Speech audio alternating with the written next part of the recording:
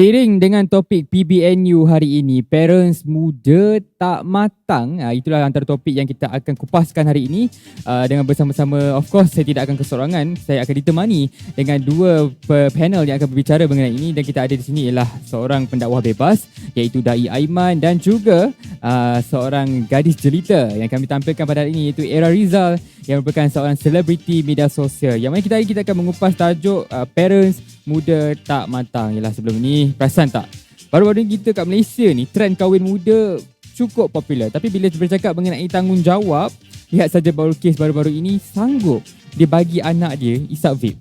Apa dah berlaku kan? So semua itu akan dikupaskan hari ini di PBNU dengan topik parents muda tak matang. Dan kalau boleh saya dapatkan kedua-dua panel saya hari ini, iaitu Dai Aiman dan juga Era Rizal. Assalamualaikum. Waalaikumsalam. Waalaikumsalam. Soalan ni saya macam bercakap dengan dua pasang suami isteri pula tiba-tiba kan. Pasal baik, topik hari ini parents muda tak matang. Baiklah Ustaz Dai Aiman dan juga Era Rizal. Bagus ke sebenarnya kita berkahwin di usia muda ini? Dai Aiman. Dia tak patut. Saya zaman sekarang, zaman yang bersabar ni, saya tak apa-apa sokong lah kan Ira kan. Sebab saya rasa Ira mesti setuju dengan saya punya. Sebab saya berkahwin pada umur 22 tahun. Jadi pada umur 22 tahun saya masih belajar di Jordan. Waktu tu dalam keadaan sangat perit sebab ketika itu kita tengah belajar, mana ada pendapatan.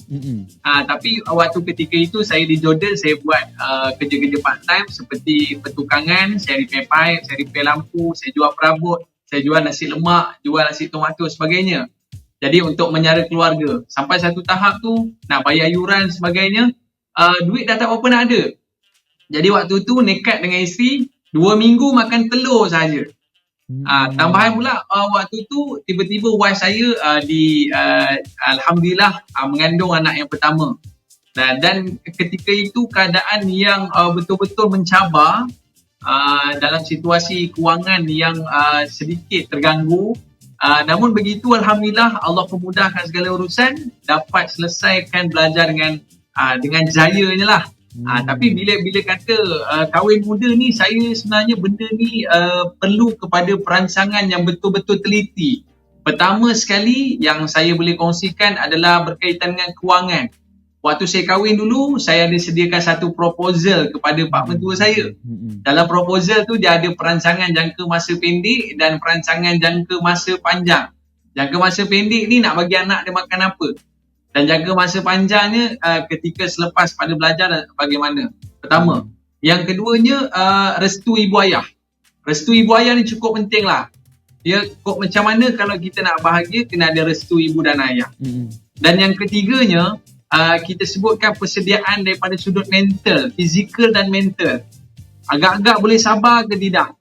Waktu isteri datang bulan, boleh sabar ke tidak? Waktu isteri dalam keadaan mengandung, tak boleh tidur sebelah kita, agak-agak boleh move on tak? Agak-agak isteri tak boleh bau bawang, boleh tak kita ni bersabar, isteri tak masak untuk kita? Jadi dalam keadaan itu. Dan yang keempatnya, kita kena tahu tugas masing-masing. Tugas suami, tugas isteri. Maknanya suami bukan sekadar seorang raja, duduk kat rumah, kangkang macam tu je. Tapi sebenarnya si suami ni perlu melayani isteri ni bagai pemaisuri. Pemaisuri raja. Betul tak Ira? Pemaisuri raja. Barulah. Okey. Impact daripada tu Ira, impact daripada kita layan isteri kita bagai pemaisuri raja ni, baru kita dilayan sebagai raja. Jadi kita kena faham tugas suami dan isteri. Saya rasa ini 4 poin ni mungkin Ira boleh tambah sikit Ira. Jadi macam saya lihat tadi Dai Aiman mengatakan tak patut kahwin muda. Tapi macam Dai Aiman sendiri kahwin muda kan? Mungkin ada selepas diteliti beberapa perkara dan nampaknya Ira pula tertawa di situ, seolah-olah macam Dai Aiman ni betul ke tak betul kan. Ira pula pendapat Ira macam mana, relevan lagi ke kahwin muda sekarang ini? Dan tadi difahamkan Ira pun antara individu yang kahwin muda, betul? Okay. Assalamualaikum. First of all, saya nak terima kasihlah sebab sudi jemput saya yang tak seberapa ni untuk menjadi salah seorang panel dan wakil kepada ibu bapa muda yang berkahwin muda walaupun tak muda sangat lah. Kan? Okay. Sebenarnya ikut scientifically kita perempuan matang dalam umur 23 tahun. Lelaki pula dalam 25 tahun. Okay, itu depends juga on individual. Okay, kahwin muda ni saya tak agree. Saya pun tak setuju. Muda tu pada saya mungkin dalam 20-an, 21, 22. Kalau perempuan tu mungkin okey lagi. Tapi pada saya lelaki tu dia punya tanggungjawab tu lebih. Macam dan yang Aiman cakap tadi lah, kena prepare mental, physical, emotional, financial, semua tu kena ada.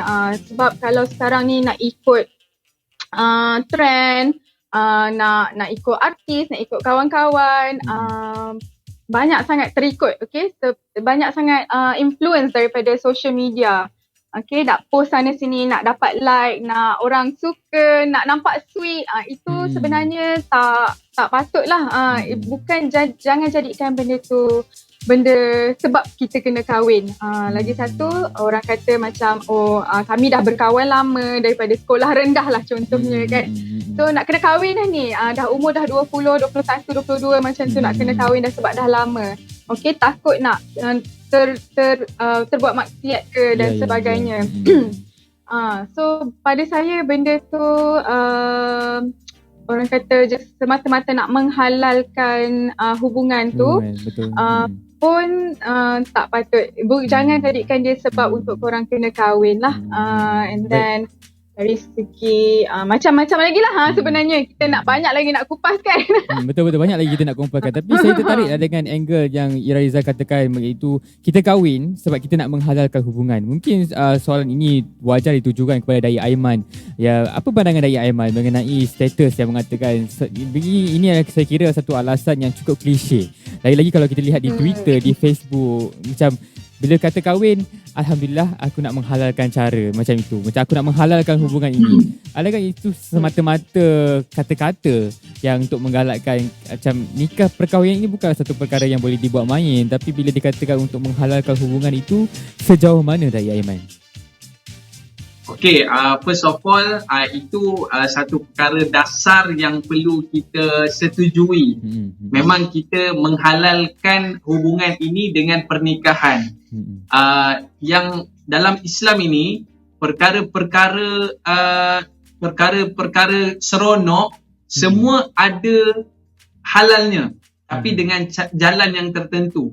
Sebagai contoh, kalau kita sebut tentang berzina, dia seronok tau. Dia seronok. Tipu kalau berzina tak seronok. Maknanya kita bersama lelaki dan perempuan seronok.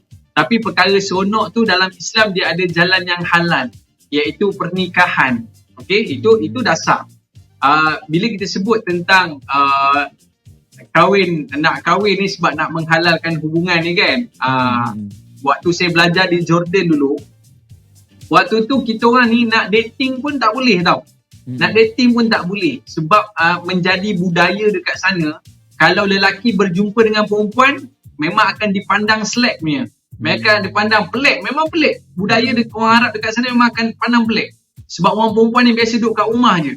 Jadi tiba-tiba kalau lelaki jalan dengan perempuan ni memang satu benda yang pelik. Jadi oleh sebab itu manusia ini aksesori utama dalam diri dia adalah nafsu. Kita ada mata, kita ada hidung, kita ada mulut, kita suka makan, kita suka berhibur dan kita juga ada nafsu. Suka lelaki suka kepada perempuan, itu nafsu. Jadi maknanya sebab itu sebagai seorang lelaki, dia bila tengok perempuan dia akan suka. Kalau tak suka itu jam nama dia. Jadi jumrah tu nama dia, jumrah kan. Lagi jam kalau tengok lelaki suka. Itu lagi jam. Jadi maknanya tak kira lah ustaz ke, tak kira lah ulama ke, siapa ke tengok perempuan dia akan suka. Betul. Tapi Islam ini hebat. Bila dia meletakkan fitrah itu pada diri seorang manusia tu, maknanya fitrah itu ada jalan yang halal untuknya. Jadi oleh sebab itu kita sebutkan perkahwinan ini salah satu cara untuk kita nak melepaskan kita punya nafsu tersebut.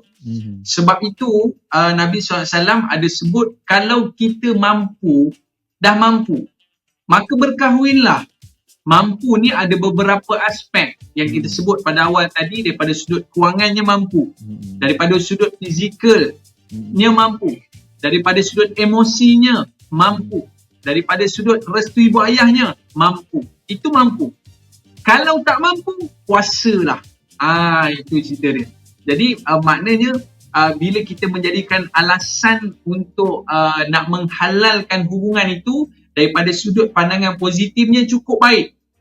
Kalau kita bayangkan sebelum kita berkahwin ni sebab apa? Sebab kita nak pimpin tangan kita, tangan isteri kita ke syurga. Tapi kalau kita kahwin, kita sebelum kahwin pun kita dah buat maksiat dengan isteri kita, agak-agak yang lahir anak-anak kita suatu hari nanti, agak-agak diorang tak buat macam tu ke?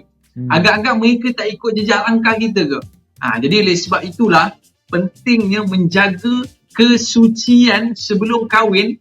Barulah kita rasa syoknya lepas kahwin, baru rasa cantiknya selepas kahwin. Saya ingat waktu mula-mula saya kahwin dulu lah ni, ni kita rahsia antara kita lah, jangan cerita kat orang tau.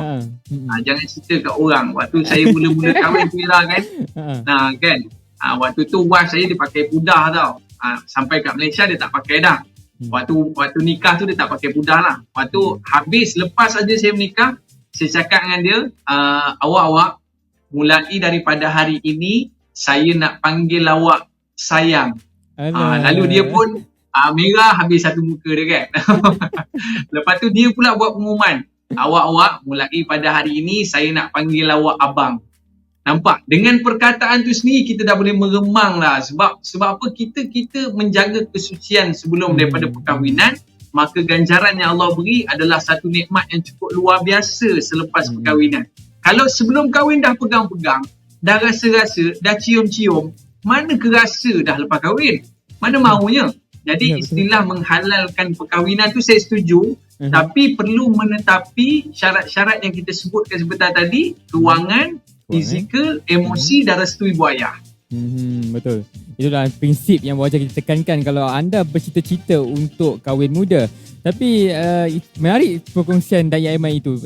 Ira, saya nak tanyakan, bila baru-baru ini kita lihat wujud satu kes di mana ada mereka ini, satu pasangan ini kahwin muda dan ada anak. Namun tidak sampai beberapa bulan selepas mereka menimang cahaya mata, mendirikan rumah tangga, memfailkan cerai pula. Kononnya tidak selesa hidup seperti ada anak, tidak selesa hidup menjaga suami, tak selesa lah, lebih selesa hidup sebagai seorang bujang, lebih selesa macam tu. Jadi apa komen Ira mengenai situasi macam ni? Kenapa boleh berlaku perasaan yang kau dah kahwin, lepas tu kau dah dibujang balik? Ira. Okay, macam ni. Matang tu sebenarnya bagi saya, kita kena reflect balik dekat diri kita. Okay, sebelum apa-apa pun untuk kita decide nak kahwin, nak jadi isteri orang, nak jadi suami orang, kita kena tengok diri kita, betulkan diri dulu baru kita lompat ke arah situ. Walaupun mampu, sebab sometimes financial mampu, mentality mampu, tapi kan kita macam kita punya pendirian tu tak stabil lagi. Orang kata iman tu kena tetap jugalah kan. And then kita tengok dengan apa yang kita buat first, daripada awal bangun tidur sampailah kita tidur balik, kehidupan seharian kita macam mana, apa yang kita buat, adakah benda yang kita buat tu benda yang berfaedah kan. Kalau setakat duduk buang masa apa semua, tak tahu, tak ada arah tujuan, and then duit banyak mungkin buat bisnes, tapi tak ada benda yang orang kata yang mengimprovekan mengimprovekan diri kita untuk menjadi someone yang lebih baik. Sebab kalau kita nak jaga orang kan, kita kena jaga diri kita sendiri dulu. So kalaulah jawapannya apa yang kita buat tu tak berfaedah dalam kehidupan seharian kita, kita kena fokus work on that lah. Kita kena membetulkan diri kita dulu, okay? And then barulah decide nak kahwin, nak ada anak. Semua tu memerlukan planning sebenarnya. Tak boleh main terjah je. Orang kata, ada pula orang cakap jodoh dah sampai. Jodoh sampai, nak buat macam mana, takkan nak tolak. Ya betul, jodoh semua dari Allah kan. Tapi pada saya benda tu boleh je kita plan. Kalau betul jodoh lagi 20 tahun kahwin pun dia tak lari, dia tetap ada. Kan? Jadi perlu proper planning. Kita nak buat business pun ada planning. So for me, marriage is a gamble. You take risk.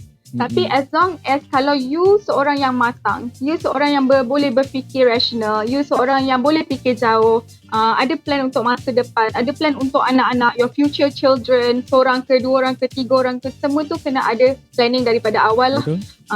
Okay, sebab kalau tanpa planning, kita akan jadi bersepah, kita tak ada arah tujuan.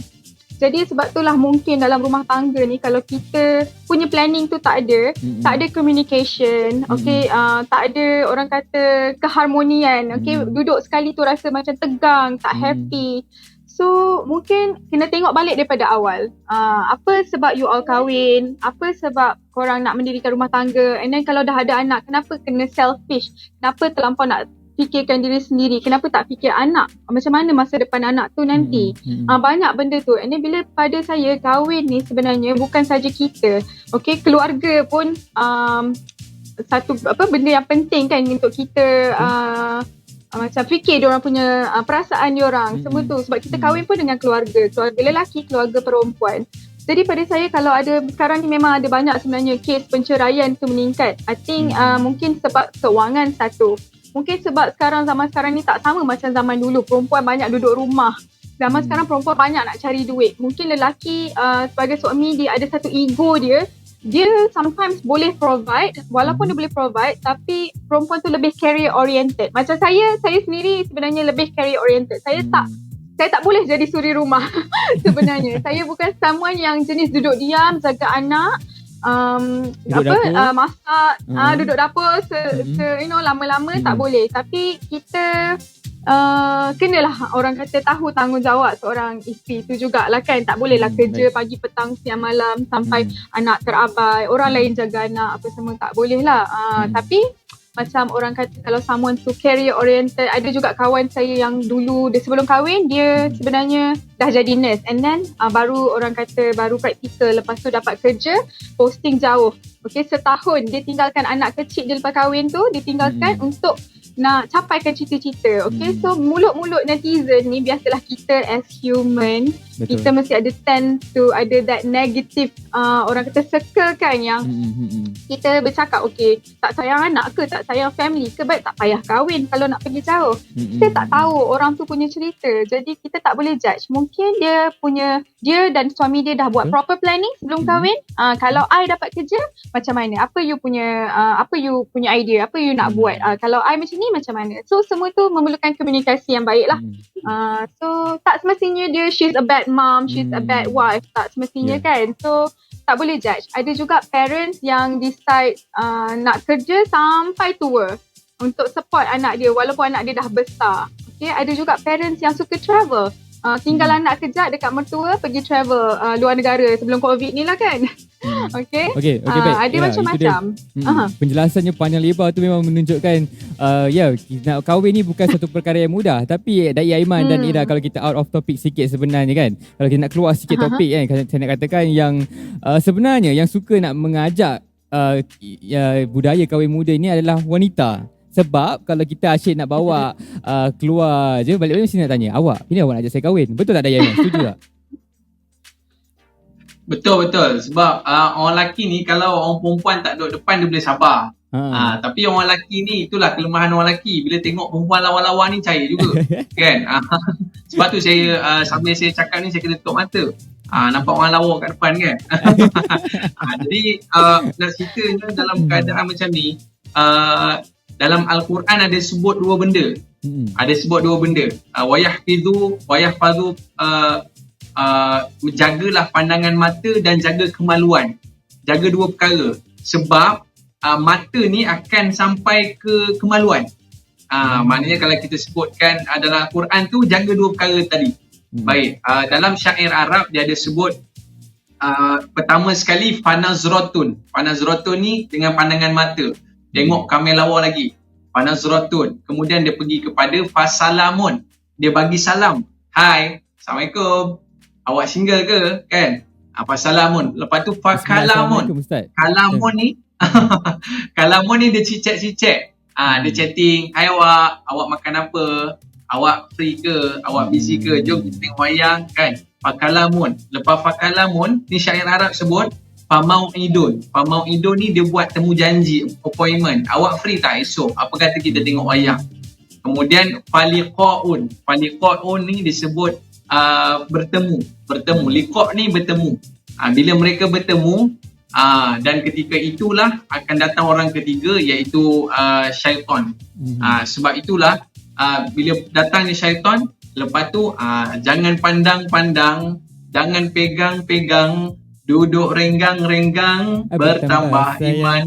Biar malu-malu, biar segan-segan, kerana malu itu perisai orang beriman. Mula-mula dia kata tak apa, duduk dekat-dekat je dulu, tak payah pegang lagi. Bila dah duduk dekat-dekat, dia macam ada current tau. Dia macam ada current, macam nak magnet, macam nak lekat. Lepas tu dia terkena, lepas tu dia terpegang. Bila terpegang, dia terasa hangat tau. Dia terasa hangat, dia sejuk. Duduk dalam wayang, lepas tu dia kena peluk. Bila kena bila peluk tak puas. Bila tak puas, dia nak lebih. Dan akhirnya berlaku zina. Nampak? Ini jelasnya ayat Quran ni dia beri gambaran daripada mata boleh sampai ke kemaluan. Oleh sebab itu, nasihat untuk lelaki, nombor 1. Untuk lelaki, Al-Quran sebut tundukkan pandangan mata. Orang lelaki ni kalau dia tengok tu, dia tengok tak lepas macam tu. Dia tak boleh tundukkan pandangan. Kalau orang perempuan, nasihat untuk orang perempuan, tolonglah, kesian dekat orang lelaki. Janganlah pakai seksi sangat. Kesian tau orang lelaki tau. Orang lelaki ni dia lemah tau.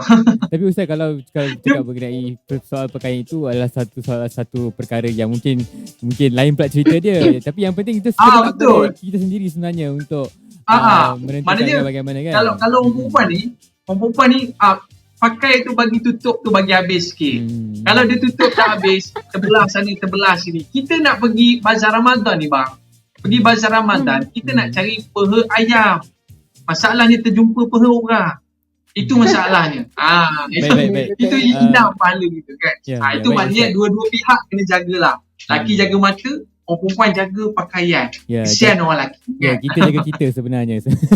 Baiklah, mungkin kalau saya nak tujukan soalan ini kepada kedua-duanya, Ira ataupun Dai, tak kisahlah mana pun terpulang.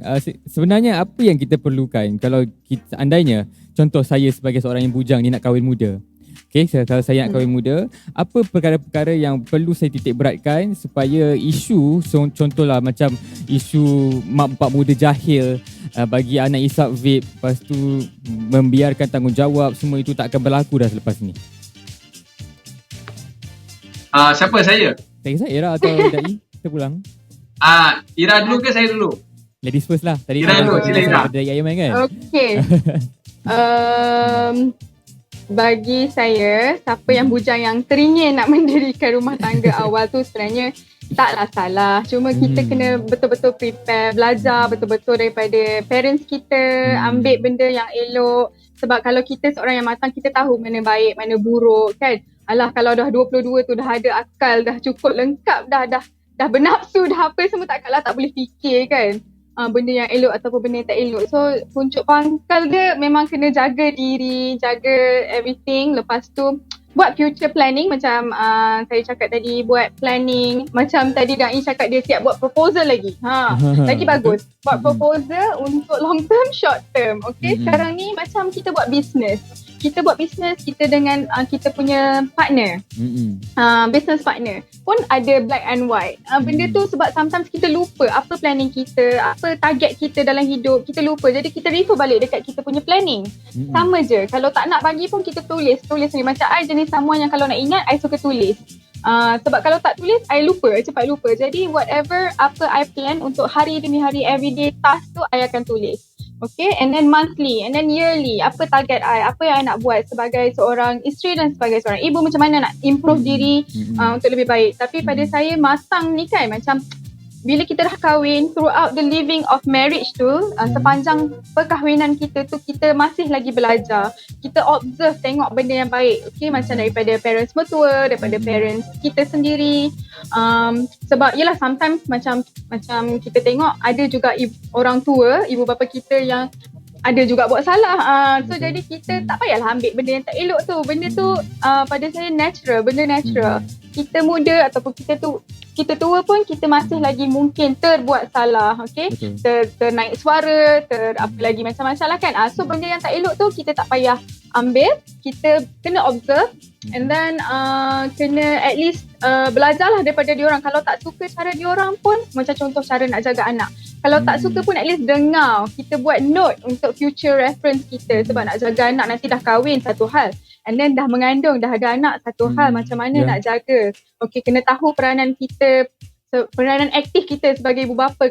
Bukan sahaja kena sediakan tempat tinggal, okey, yang aura positif, energy untuk sekeliling, yang support physical mental anak. Okey, pendidikan pun penting juga.